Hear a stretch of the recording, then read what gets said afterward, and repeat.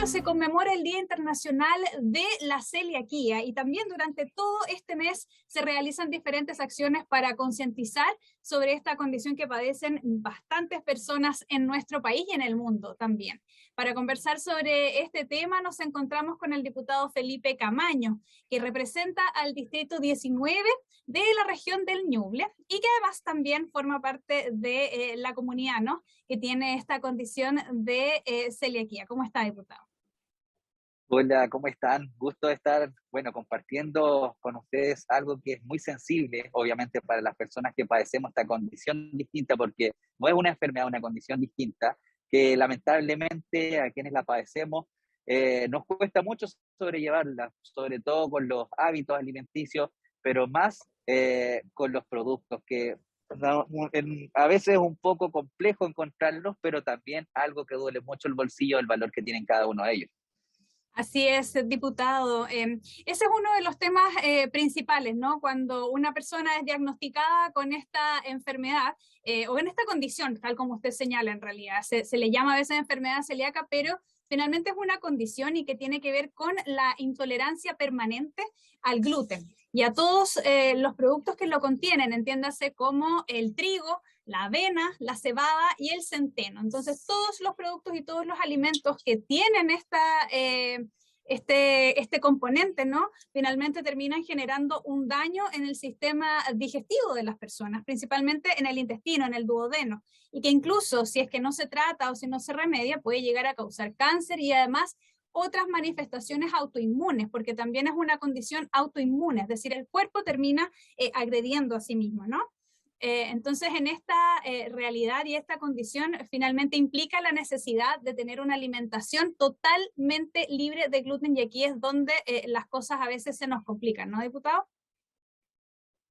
Así es, respecto a eso mismo, creo que si bien hoy día hay una ley que ampara a las personas que tenemos esta condición, creo que tenemos que ir un paso más adelante, porque aún es muy precaria la condición que nosotros los celíacos tenemos en nuestro país y lamentablemente se acrecienta cada día más los índices y todo lo que tiene que ver con la celiaquía está afectando enormemente a gran parte de la población de nuestro país.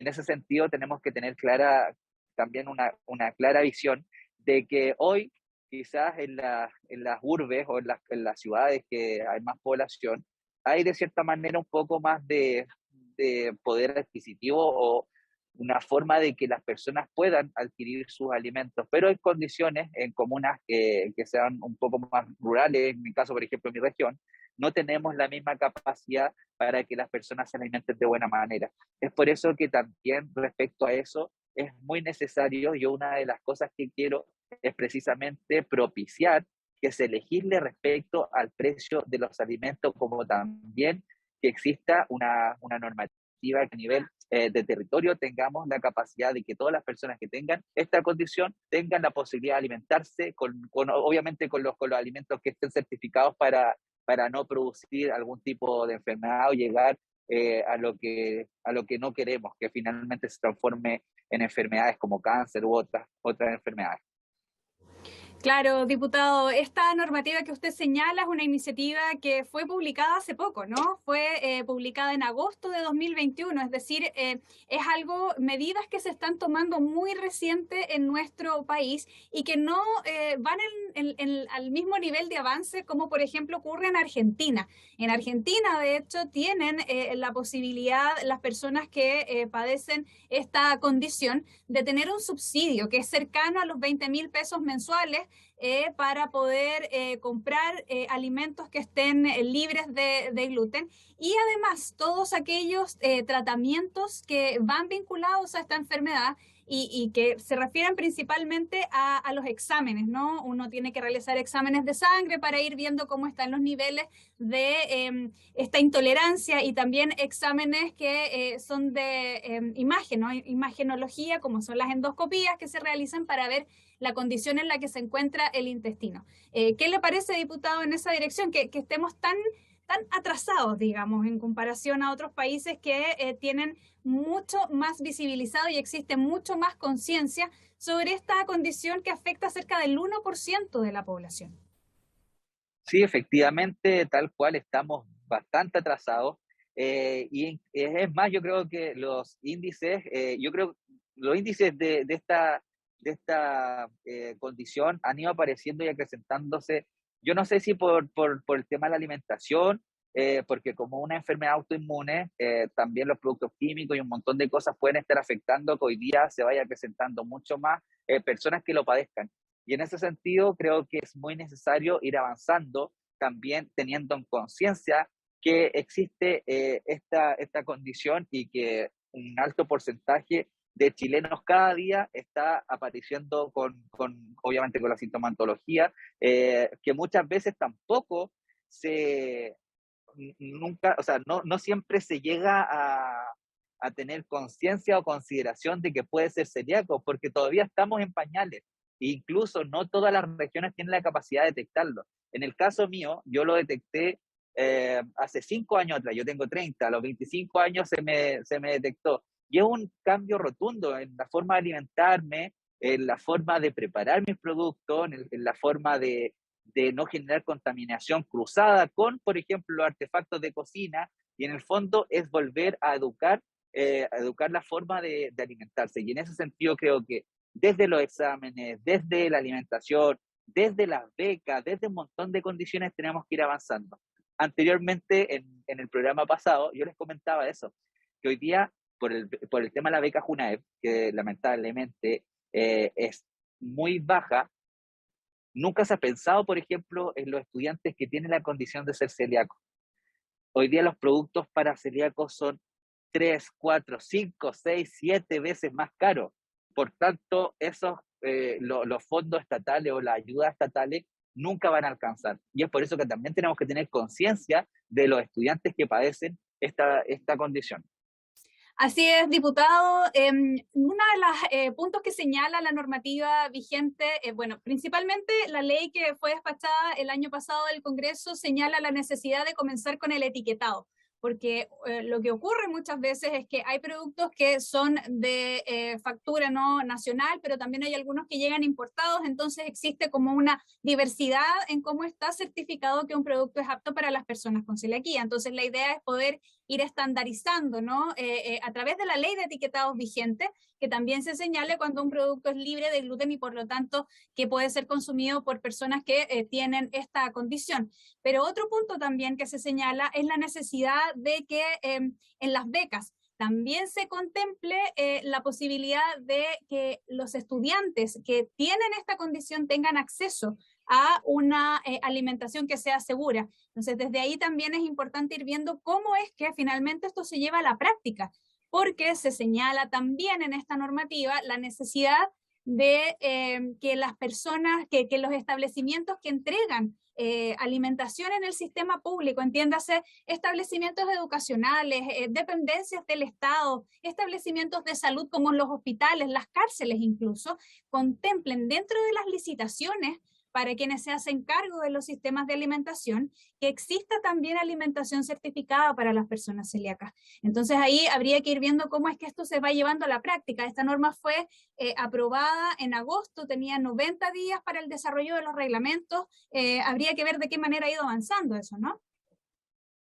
Sí, de todas maneras, son importantes avances y si bien llevamos menos de un año con esto, creo que aún así debemos seguir prestando atención y la colaboración también con distintas voces, e incluso yo he conversado con distintas como agrupaciones que hoy también quieren conformarse de manera a nivel nacional y también evidenciar una problemática que está surgiendo respecto a emprendimientos o pequeñas pymes que hoy día están generando y elaborando productos sin gluten y que tienen que pagar por, entre comillas, bueno, la certificación, pero por el simple hecho de tener el sello, están pagando demasiado.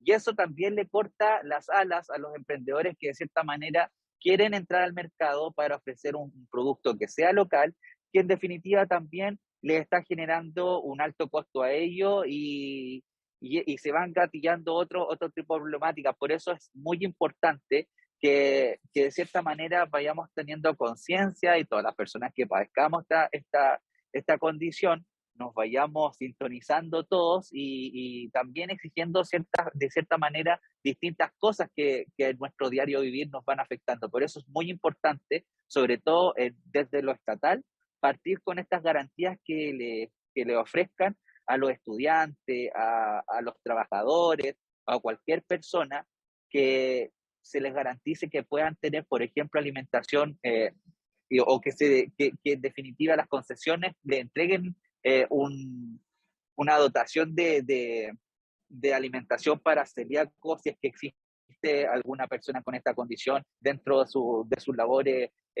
laborales o si son estudiantes, etcétera. Sí, diputado, y en esa misma línea también señalar, considerando el contexto actual, ¿no? Como, por ejemplo, la comunidad de personas que tenemos esta condición se vio afectada con respecto a la situación de la crisis sanitaria de la pandemia, porque tal como que señalábamos, existen productos que son importados, existe también dificultades en el abastecimiento. Por ejemplo, ahora en el contexto de la movilización de los transportistas, ¿no?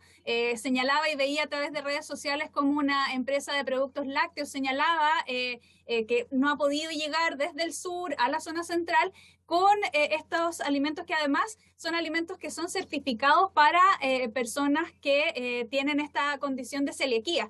Entonces, ¿cómo ver también garantizar el abastecimiento de este tipo de alimentación que no es que uno pueda escoger, ¿no? Las personas con celiaquía no pueden escoger otro tipo de alimentación por el daño y los efectos físicos. Hay algunas personas que pueden tener menor síntomas, digamos, pero hay otras personas que manifiestan una diversidad de síntomas que pueden ir desde problemas digestivos hasta temperatura, dolores, malestares muy complejos que impiden que desarrollen una calidad de vida normal.